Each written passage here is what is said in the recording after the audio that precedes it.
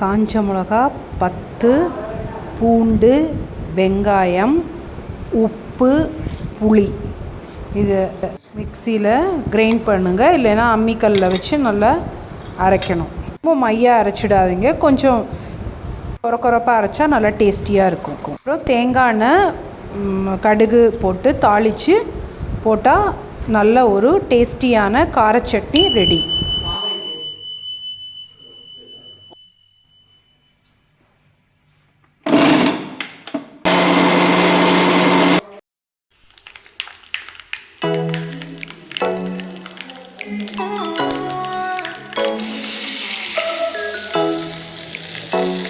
கார சட்னிக்கு நல்ல ஒரு காம்பினேஷன் இட்லி அண்ட் தோசை.